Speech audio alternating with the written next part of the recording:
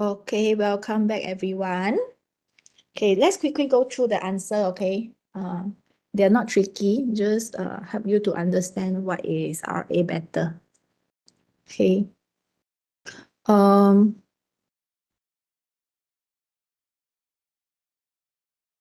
Okay, I'm browsing through the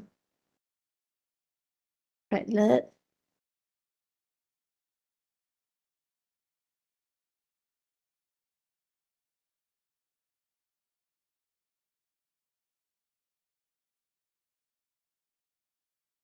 Okay, so number one, what is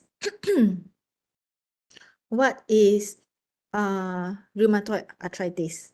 Okay, so you have the keyword or chronic, okay, chronic disease, and it is important to also include it is autoimmune systemic, okay, and okay, the cause of RA is unknown, and it is thought that a mixture of genetic and environment factors affect, this is a risk factor, environment factors affect whether someone develops a condition. So it includes family history, previous family history. So for family history, it refers to patients with a first degree relative to rheumatoid arthritis are more likely to have them, okay, to have it themselves. And gender, gender which is female, okay. So when you say gender, you need to specify it is female, okay, that is more likely to have RA than men. Previous infection should be included as well, previous infection. Okay, so the onset of RA can occur after an infection. Okay, then clinical features. Clinical features, the initial symptoms of RA are vague. They can include fatigue, malaise, joint pain, swelling of joints, and stiffness. Patients will complain of joint pain and loss of function in the affected joints. Radiographs may show erosion of the joint and a loss of joint space. Okay, so additional information. According to American Rheumatism Association, okay, they have a criteria. Okay, so the criteria state that the patient should have 4 or more of the following criteria to be diagnosed with RA. So the criteria include morning stiffness, lasting longer than 1 hour for a period of more than 6 weeks. Okay, then arthritis of at least 3 joints. Okay, yeah, is there under CPG? Arthritis of hand joints lasting longer than 6 weeks. Symmetrical arthritis of at least one area for longer than 6 weeks. Rheumatoid nodules as observed by a physician. Serum rheumatoid factor as assessed by a method positive in less than 5% of control subjects, and radiographic changes, okay, on the frame of wrist and hand. So I think you can find all these from your CPG as well. Okay, then what investigation? Okay, what investigation performed to help with a confirmed diagnosis?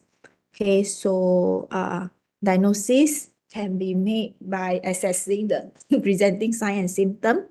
Then the biochemical investigation are performed and useful in confirming the diagnosis. The tests carried out include erythrocyte sedimentation rate, ESR, okay, is included here. C-reactive protein, okay, plasma viscosity, liver function test, full blood count, urea electrolytes, and urinalysis.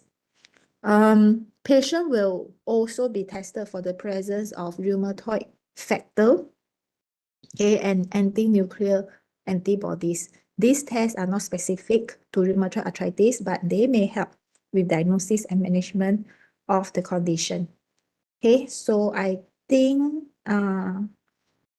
group 2 has included most of the thing and some being covered by group 1 as well.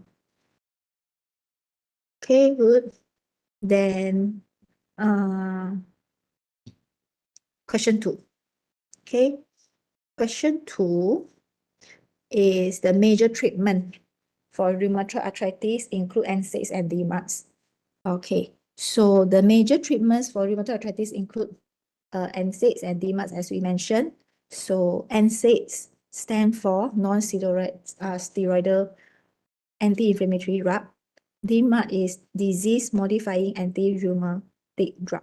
So very straightforward, it is anti-rheumatic. Okay. Yeah. Okay.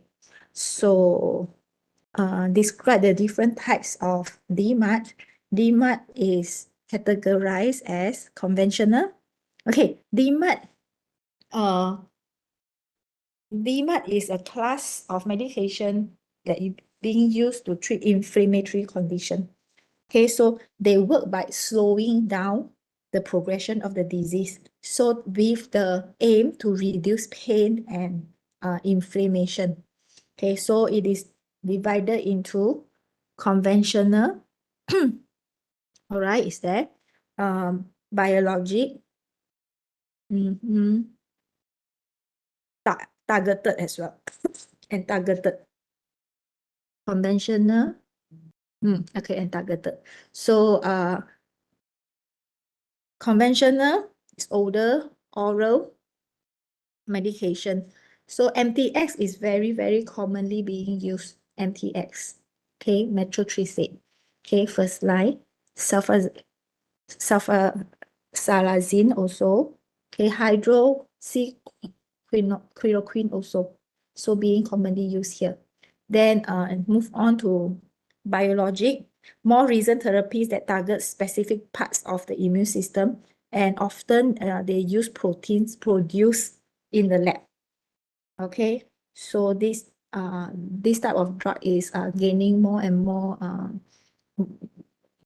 popularity by a lot of people are starting using it right now. So targeted, so targeted, cannot see your targeted. Okay, it's here. Targeted synthetic DMARDs also it specifically targets certain molecules involved in the inflammation. Okay, so most of the time they started with conventional. Biologic is also quite commonly used. Then targeted. Side effect can be side effect of sulfasalazine. Okay, include nausea, vomiting, diarrhea, headache, rashes, loss of appetite, and raised temperature. Okay, are the most common side effects. Okay, then for all this is potentially fatal leukopenia, neutropenia, agranulocytosis, anemia, thrombocytopenia may occur, but it is rarely. Then hepatitis is also being reported, but rarely. Okay. Then we move on to Mrs. Anna mentions that she has to go to her nurse for some blood tests. Then why she needs to perform those tests, right? Okay, so describe. Okay, here. Okay, the question is how often should the above test be performed? So close monitoring of full blood count and liver function tests is essential initially, and then monthly intervals for at least first 3 months of treatment. Then renal function tests may be performed periodically as recommended. Okay, so but why this test? The side effects of sulfasalazine include blood dyscrasias, which usually occur in the first 3 to 6 months of treatment. Okay, so the full blood count should be checked regularly so that the hematological abnormalities can be identified at an early stage. And there have been reports of hepatitis and renal dysfunction in patients taking sulfasalazine. So therefore, liver function tests and renal function tests should be performed at regular interval as well. Okay. Then Mrs. Anna tells you, since she has started taking new medication, experiencing stomach discomfort about half an hour after she has taken her tablet. What do you think is the cause? Okay, so as the symptom initially appear to be related to her medication, she may be experiencing gastric irritation as the result of her diclofenac.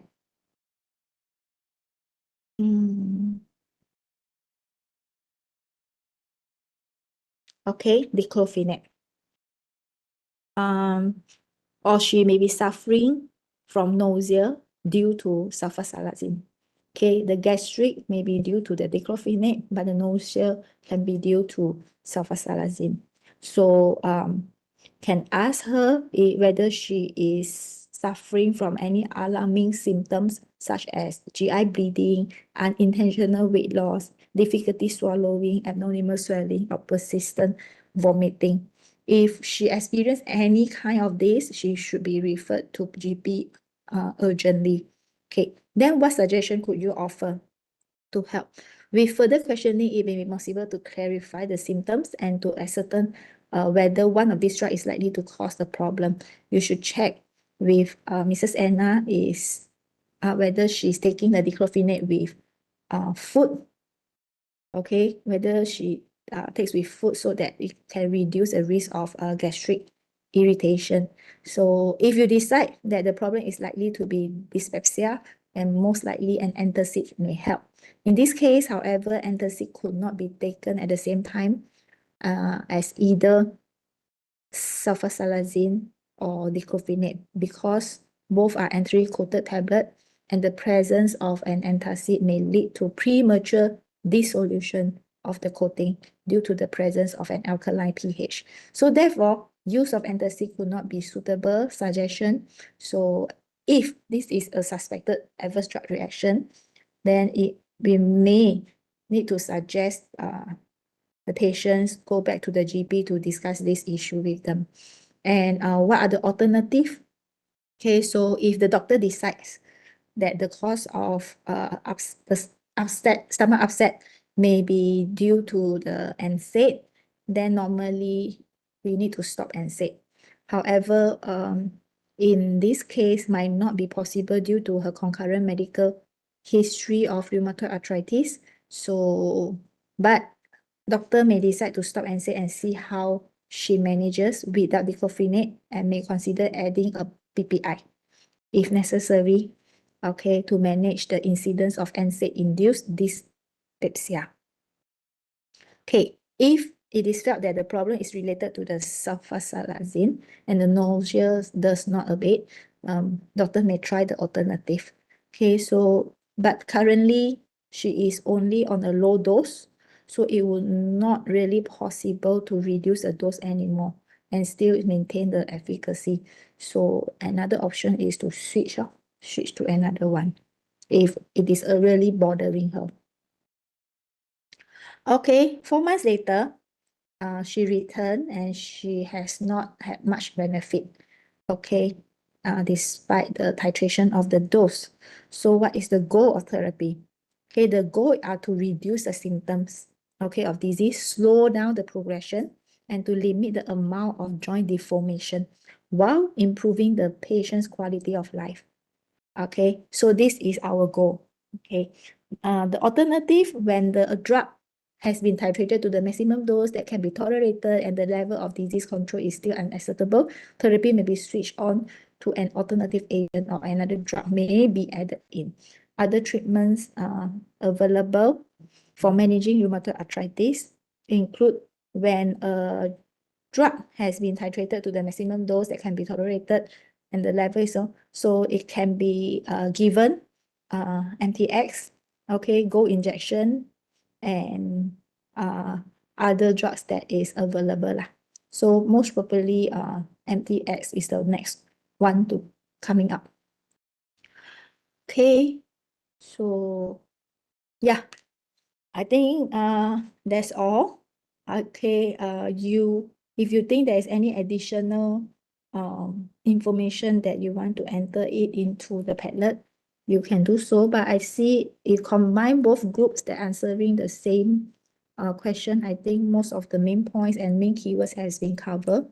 So you can save this sheet as a PDF, I think, so to keep it as your own references. Okay.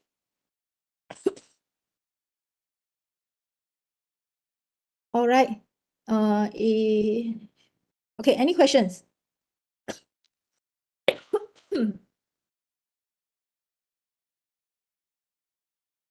Any questions? We need to move on to burn.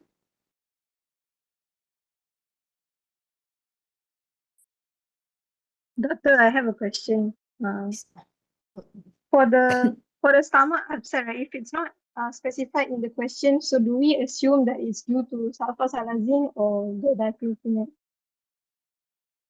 Okay, if not, then we will start with burn injuries first. Then we can come back and talk about it later.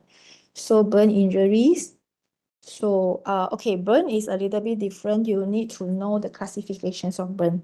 Okay, explain the factors involved in the discuss the pharmacological and non-pharmacological treatment, evaluate the components of patient's history, physical examination, investigation to determine appropriate management for burns and state the appropriate monitoring parameter. Monitoring parameter is quite important for patients with burn, experiencing burn, because it is a long-term battle. It takes a while for them to fully recover. Okay, so percentage of total body surface is being used to determine the level of burn. So should determine the total body surface area affected by burn using formula derived from the rule of nines and Burkow formula or Lambrauder chart. Okay, this rule of thumbs can be used to measure the extent of small or scattered burns. Patient's hand, including fingers, are equal to 1% of total body surface area, TBSA. Okay, so burn classification of severity, visual assessment should be made to determine the severity of the injury. Okay, visual assessment. The thickness of burn, how many layers of skins, as well as the amount of other tissues damaged is used to classify the degree of the burn. So the severity and the degree. Okay, rule of nines used to determine the total percentage of burn area for each major section of the body. This rule cannot be used in pediatric burns. Okay, rule of nines is being used in normal adult, but cannot be used in pediatric burns. Lambrauder chart, one of the most accurate method, estimate not only the size of the burn area, but also the burn degree in both adults and pediatric burn patients, and it is widely used. Okay, classification, it is divided into the following degrees. First degree, burn, refers to redness and pain of the affected skin. Minor epithelial damage occurs without formation of blister. So typically occurs with sunburn. Okay, this is first degree burn. Second degree burn, you have superficial second degree burn and deep second degree burn. Okay, for superficial, it is superficial partial thickness burn. Complete, it involves complete epithelial damage and only papillary dermal damage occurs. This degree leaves no neurovascular damage. No neurovascular damage. It causes pain, bleeds, and presence with blister. Okay, so the repair occurs within 14 days, mostly leave no scars after healing. Okay, sometimes discoloration remains. But if you move on to deep partial thickness burn, which is deep second degree burn, it involves complete epithelial damage and the damage of reticular dermis are present. Blister can be present but are bigger than superficial. Healing can occur but takes longer than 14 days. Third degree is full thickness burn. It involves subcutaneous tissues and the skin appear white and or watery with thrombosed vessel. Fourth degree can be used when a burn involves the underlying fascia, muscles, and even bones. Okay, first, second superficial, second deep. third and fourth degree burns. So this is rule of 9. So every single area, we use 9%. Okay. So for example, look at this chart. Okay. So the front and the back. Okay. So this is a front, this is a back. So front 4.5 and this area 9, 9, 4.5 each limb and 9, 9. So if a person sustain burn of chest, abdomen and right arm, okay, chest here 9%, abdomen 9%, okay, right arm you have front and back, okay, front 9%, front 4.5, back 4.5, then the total is 27%. Okay, so and it is for infant. Okay, the area is bigger. Okay, Palmer method, another method is we use patient's palm. Each palm is 1%. Okay, this is rule of 9. Okay, Wallace rule of 9. So this is head and neck 9%. Trunk 18. Remember upper part 9, lower part abdomen 9. So 18 front and back. Then the arm is 9 front and back each. Okay, leg is 9 and 9 front and back 9 and 9. So 18 each. And genitalia and periodontal is 1%. Okay, so we use this Lund and Browder chart for pediatrics. Okay, 0 to 15 years old. Okay, same, we use percentage. Okay, this is modified version. So this is adult. Okay, and this is child and this is infant. Okay, modified. So the severity of burn injury, a combination of burn mechanism, burn depth, extent, and anatomic location determine the overall severity of the burn injury. It will provide general guidance for the preferred disposition and care for this patient. So if it is minor or mild burn, so it can be treated in physician office or emergency department as outpatient. If it is moderate, require admission but not a burn center. Okay, but if it is severe, then can need to refer and treated in the burn center or in a designated burn hazard. Okay, so most importantly, that we need to do after a patient experience a burn injury is fluid resuscitation. Okay, it aims to prevent burn shock by giving adequate fluid without overloading the vascular system and causing excessive edema. So we need to come to a balance where we need to give adequate fluid to prevent shock, yet it cannot cause edema. Okay, and we want to maintain circulatory volume in the face of ulcers due to the burn, and this is essential for cardiac output, renal perfusion, and tissue perfusion. It provides metabolic water, it maintains tissue perfusion to the zone of stasis and prevent the burn from deepening. Okay, so this is the aim for fluid resuscitation, and this is the main management that the medical team, the healthcare team need to do. Okay, because of this aim, when we successfully resuscitate the patient using fluid, then it will prevent a lot of complications. Okay, so the criteria is when the patient experiences burn of more than 15% of surface body area in adult and over 10% in children. Okay, so this group of people, they warrant a formal resuscitation.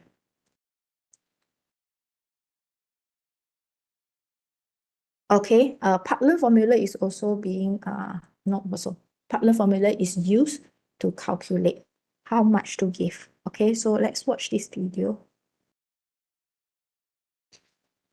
Today we're going to go over the Parkland formula for burns. We're also going to go through an example so you can practice. The Parkland formula is good to know when caring for burn patients, and it commonly shows up on medical and nursing exams. You can find the notes, lecture, and study guide for the video on the website linked down below. All of the videos come with notes and written lectures, so make sure to hit that subscribe button to not miss out on those. Let's look at the formula first, and then we'll go over an example at the end. The Parkland formula is used to calculate the initial fluid requirements in burn patients. The Parkland formula for an adult is 4 mLs times the body weight in kilograms times the total body surface area percentage affected by the burn. This will give you the estimated fluids the patient should receive in the first 24 hours after injury. Half of that total volume should be given in the first 8 hours, and the other half should be given over the next 16 hours. It's important to remember the first 8 hours begins from the time of the burn injury and not from the time of presentation or when you made the calculation. This means if someone presents to a hospital 2 hours after a burn, they should receive the first half of their fluids within 6 hours instead of 8 hours. So the first half of their fluids may need to be administered at a faster rate due to their delayed presentation. We can see from the formula that there are 3 variables to look at. Remember, this equation is for adults, and we're going to look at the formulas for pediatrics later in the video. First, we have the 4 mLs, which is a constant. The way I like to remember 4 mLs is to use the word 4 in formula. Next, we have the patient's body weight in kilograms, which is also easy to calculate. Finally, we have the total body surface area percentage involved by the burn. This helps determine the extent of the burn injury. Only areas affected by partial thickness and full thickness burns, which are second-degree burns and higher, are counted toward the total body surface area calculation. Superficial or first-degree burns are not included in the calculation. Determining the total body surface area percentage will require calculating, and there are a few different methods for doing this, so let's take a look at them. One of the more common methods for calculating the total body surface area is the rule of nines. We talked about the rule of nines in the previous video, so make sure to check that out if you want to learn a simple way to calculate total body surface area. Basically, the rule of nines provides a body surface area percentage for different body parts, as you can see in the table and diagram. This can then be used in burn patients as a way to calculate the total body surface area involved.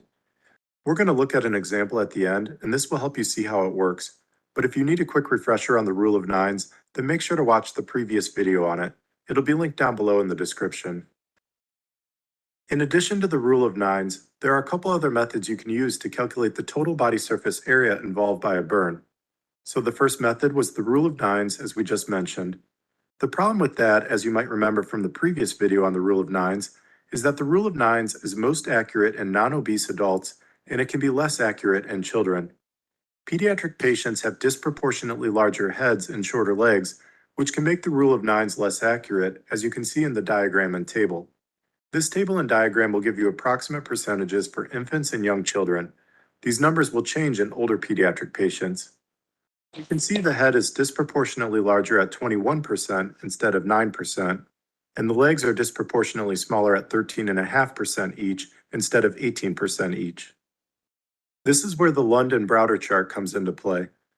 The Lund and Browder chart takes into account variations in body shape with age, and this can be used in both adults and children to calculate total body surface area. You can see in the table how it takes into account the size of the head and legs based on age. The diagram shows you the constant percentages of the other body parts. So you can see how the Lund and Browder chart can potentially provide a more accurate representation of the extent of the burn, especially in children. The downside compared to the rule of nines is it's tougher to remember these numbers and less efficient. Another method is the hand or palmar method. This method states the patient's hand, including their digits, is approximately 0.8 to 1% body surface area, and the patient's palm, not including their digits, is about 0.5% body surface area. Be careful, as you might see some literature simplifying it and stating the palm alone is about 1% body surface area. This has recently been shown to be a potential overestimation, and that the palm is more accurately about 0.5% body surface area. The hand or palmar method can be used in smaller burns, but remember, you're using the size of the patient's own hand and not your own hand to approximate the total body surface area. Now that the total body surface area has been calculated, we can figure out the total volume of fluids to be given in the first 24 hours after injury. Early fluid resuscitation is important, especially in severe burn patients. In addition to causing local damage to the skin and tissue, severe burns can generate a systemic inflammatory response, which can affect the entire body. During the inflammatory response, the capillaries can become more permeable, which means intravascular fluid can leak into the interstitial space. In other words, fluid within blood vessels can leak out into spaces outside the vasculature where it doesn't belong. The capillary leak can result in large fluid shifts from the intravascular to the interstitial space, which can cause intravascular volume depletion and edema. The intravascular hypovolemia or volume depletion from fluid shifts can lead to decreased tissue perfusion. The body will try to increase vascular resistance by constricting blood vessels in order to maintain tissue perfusion. The increased vascular resistance mixed with worsening hypovolemia can lead to worsening tissue perfusion, known as burn shock. Not to mention, cardiac output can also decrease from the hypovolemia.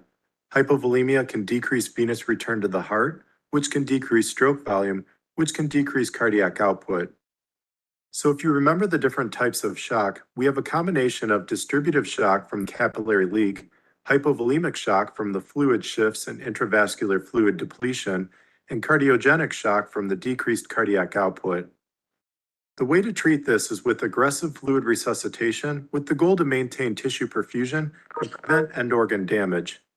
Therefore, fluids play an important role in the management of circulation in severe burn patients, and this helps decrease morbidity and mortality.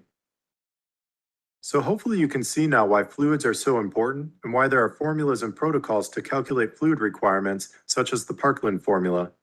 The Parkland formula is one of the most well-known and widely used formulas to calculate initial fluid requirements in severe burn patients. Again, the Parkland formula for an adult is 4 mLs times the body weight in kilograms times the total body surface area percentage affected by the burn. This will give you the recommended amount of crystalloid fluids to be given over the first 24 hours after injury. The first half of the volume is given in the first 8 hours after the burn, and the second half is given over the next 16 hours. The formula is used for partial thickness and full thickness burns that are typically involving more than 20% total body surface area in adults and greater than 10% total body surface area in children or the elderly. Burns involving a total body surface area less than that typically don't cause massive fluid shifts, and the patient can usually tolerate fluids by mouth. But that's not to say the patient still won't need IV fluids, and the Parkland formula still may need to be used. The Parkland formula can also be used in those with smaller burns but have injuries to the mouth or inhalation injuries that would prevent them from tolerating fluids by mouth. Those with heart failure, kidney disease, or other comorbidities that may affect fluid resuscitation should have their volume status closely monitored. While the Parkland formula is the most widely used, there are other formulas out there that can help you calculate the recommended fluid volumes as well. We're not going to go into detail on these because the Parkland formula is the most well-known, and it's commonly what shows up on medical and board exams. But this is just to make you aware that other formulas exist, and depending on where you're from, different parts of the world may have different institutional protocols. Now that we know how to calculate fluids for adults, let's look at the formula for children. The formula is the same with the exception of 3 mLs instead of 4 mLs. So the formula is 3 mLs times the body weight in kilograms times the total body surface area percentage. Children should also receive maintenance fluids in addition to their calculated fluid requirements. The simple way to calculate maintenance fluids in pediatric patients is using the 4-2-1 rule. The rule states to give 4 mLs per kilogram per hour of fluids for the first 10 kilograms of weight, 2 mLs per kilogram per hour for the next 10 kilograms of weight, and 1 mL per kilogram per hour for each kilogram of weight after that. Other formulas for children besides the Parkland formula include the Schreiner-Cincinnati and the Galveston formulas. Again, these formulas are not the main focus of this video, but make sure to know what your institution uses or recommends. Let's look at an example so we can see how the Parkland formula works. The patient weighs 80 kilograms and has partial thickness burns involving the entire anterior trunk and the entire anterior right arm. Hit pause in the video and figure out the recommended fluids this patient should receive in the first 24 hours using the Parkland formula. Also figure out how much fluid should be given in the first 8 hours and over the next 16 hours. First, we have to calculate the total body surface area, and we're going to use the rule of nines to do that. We know the anterior trunk has a total body surface area of 18%. Next, we have the burn involving the entire anterior right arm. We know the entire right arm has a body surface area of 9%. Since the burn only involves the anterior aspect, then it's 4.5%. So this patient with partial thickness burns to the anterior trunk and anterior right arm has a total body surface area of 22.5%. Since this burn involves more than 20% total body surface area of partial thickness burns, we can use the Parkland formula. We know the patient weighs 80 kilograms and has a total body surface area percentage of 22.5. So we will multiply 4 mLs by 80 by 22.5. This will give us 7,200 mLs of fluid recommended within the first 24 hours.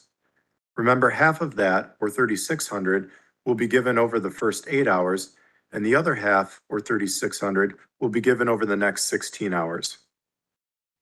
Just a few points to wrap up the Parkland formula.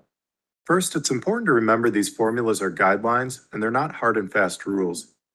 The Parkland formula may underestimate fluid requirements in some cases, especially inhalation injuries, electrical burns, full thickness burns, and those who have delayed resuscitation. The Parkland formula may also overestimate fluid requirements in other cases. Underfluid resuscitation can lead to hypotension, poor tissue perfusion, acute kidney injury, end organ damage, among others. Over-resuscitation can lead to compartment syndromes, acute respiratory distress syndrome, or ARDS, among others. Therefore, you'll need to use your clinical judgment and monitor the patient's fluid status on a case-by-case basis. For example, you can monitor hourly urine output through a Foley catheter, as well as the patient's vital signs, respiratory status, and mental status, to name a few ways. After 24 hours of fluid resuscitation, the Parkland formula, as well as other formulas, will provide you with recommendations for the next 24 hours. Hopefully, this gave you a better understanding of burn management and fluid resuscitation. Okay. All right, so I think it gives you a very clear explanation on what is Parkland formula, and it is really widely used. So I will not repeat this. So fluid management, how to calculate it, how much fluid to use, we use Parkland formula. So this is also why the total body surface area is important for us to know how to calculate it, because we need to include that in the formula. Okay, so this guideline, okay, for first 24 hours is approximately 4 ml per kg, okay, per percentage of burn of TBSA. Okay, half given during the first 8 hours and the remaining being given for the next 16 hours. So it covers 24 hours. Okay, so this is the formula. Okay, so the endpoint, we have our urine output, just like I mentioned, to monitor it clinically as well. So okay, the urine output will be monitored. Okay, so Parkland's formula again, only remember just now he mentioned a few times as well, only apply in second and third degree burns. Okay, so the formula is the same. Then after fluid resuscitation management using fluid, okay, the next set of priorities include pain control, thromboprophylaxis, early burn wound excision, and closure with an autograft or temporary coverage with an allograft, nutritional support, control of hypermetabolism, and prevention of infection. All these are the next sets of priority for burn injury management. So pharmacological approach, nothing much we can do but to manage the patient. Need to manage their pain, so analgesics comes in, opioid analgesic, non-opioid, or can be given. Okay, then the skin, for the skin, emollients and skin protectives, lipid content lotions and cream. Then the surgical dressing, we do dressing for them. Okay, dressing that can absorb drainage, increase healing time, decrease pain, help to control bacterial growth in burns. So we have those kind of patches that comes with it's like a net, okay, comes with antibacterial then normally we will use that kind of patch on the burn area. It helps to prevent bacterial growth and at the same time absorb the drainage. Okay, burn wounds heals the best in moist environment, so it is normally a close dressing. Okay, biological dressing, for example, allogenic amnion, use amniotic fetal membranes as wound dressing. Synthetic dressing, we have hydrocolloid dressing, collagen silicone coated nylon threads. Okay, then we have skin antiseptic, just a common one, povidone iodine, chlorhexidine, okay, prevent bacterial growth. And we have topical antibiotic, okay, effective against most burn pathogen. Okay, so prophylactic parenteral antibiotics are not indicated in the initial management of burn wound. Sulfonamides, okay, it is very used as topical antibiotic for burn wound, okay, but it is not to be used for infant less than 2 months old, and the property of bacteriostatic and broad spectrum antibiotic will be helpful. Vaccine, okay, tetanus, recommended for patients more than 1 degree burn. Non-pharmacological approach, the initial therapy will be the wash burn skin with cool running water for 20 minutes. Okay, this is the common and the normal advices that we have to learn for home care. Okay, make sure to remove any debris, clothing, jewelry from the affected area. Keep the patient warm to avoid hypothermia. Wrap the patient in clean sheets. Okay, with blister, leave small blister intact with partial thickness burn. Remove thin wall of large blisters if it is more than 6 mm, especially near joint and those more likely to rupture spontaneously. Removing the extra wall will allow direct application of moist wet dressings and the affected area. Maintenance treatment, leave small blister intact, remove thin wall, especially near joint, and remove extra. So this is for maintenance as well. Whenever it comes, then we have to maintain it using this way. Then wound care and skin grafts. Monitoring, it was mentioned in the video just now as well. We monitor the urine output, vital signs, okay, the hematocrit, fluid count, arterial blood gas, chest X-ray, ECG, and CBP if necessary for the rest. This is a case. It is not a complicated case, but I put this case here. You can search for your answer yourself because it is straightforward. Okay. I just want to know what kind of cases will you encounter. Okay. So for this patient, the father sustained severe burns. Okay, severe burns. And allergy to aspirin. Okay, remember you need to look into the allergy as well. So the status is unconscious, vital sign, BP is sky high. Okay, second and third degree burns of upper and lower extremities. Okay, 40%. Okay, all these are the. Okay, so from the examination, they will notice that he has 45% body surface area burn. Okay, they have all the. So how to calculate? Okay, you can get it from the notes just now. I will share this later. Then discuss the appropriate regimen. So you use your Parkland formula. Okay, you are being given the total body surface area burn. You know the weight. Okay, so you calculate and you write down the regimen. Okay, monitoring parameters. Okay, you can refer it back as well. So same for this. And I want everybody to read on these up-to-date articles about the management of the severely burned patients. It is very clear and it is in detail on how to manage severely burned patient. Okay, so this one. For these two articles, I will upload it on eLearn for you to read. This is extra reading. Good to understand burn and trauma. Okay, these are the additional self-reading and reference. They are not complicated, they are not long. So please read. Okay, so that's all. And another thing that mentioned in these up-to-date articles is beside the long-term management, beside the wound management, okay, long-term management for the wound, for the scar. We also need to take care of the post-traumatic syndrome of the patient that experience. Normally, when they experience burn, they have just experienced a very traumatized situation. So we need to ensure it is well being taken care of, okay, so that they can slowly come out from the traumatic experience and slowly go back to work. Okay, you read this up, it is very clear that it will be mentioned inside. Okay, so I hope you can hear me clearly because I keep coughing. So any questions? Any questions? I know that someone asked about the case just now. Is it because I couldn't hear it? Maybe you can ask again.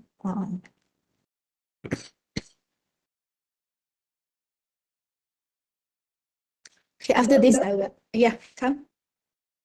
Just now the question was about regarding the sulfasalazine and diclofenac. If the question like didn't specify why the patient is having stomach discomfort, so do we answer for both or do we assume it's due to sulfasalazine?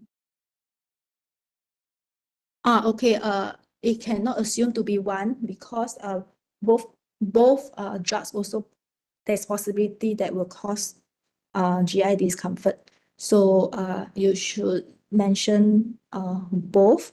Then perhaps the management part you need to identify, or there is a way they should rule out what is the real cause of GI discomfort. Okay, so for GI discomfort, gastric, okay, for gastric, normally it is NSAIDs. Okay, for sulfasalazine, normally it is nausea and vomiting.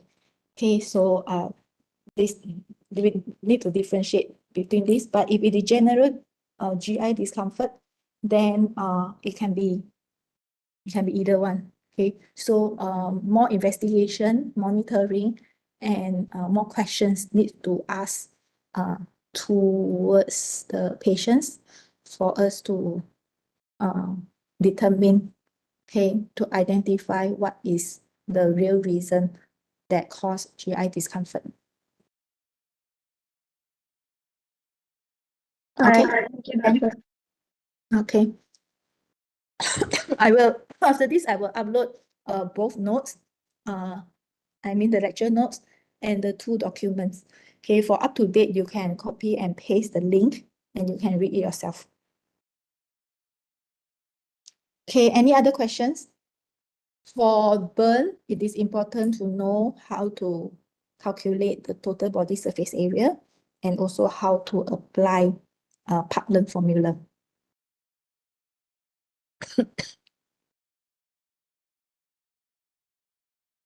Okay, all good? Everybody still okay? All right. So if all good, then we will stop here. I'll see you back after this. Thank you very much, everyone. See you. Bye-bye. Have a great weekend. Remember to shower despite no water.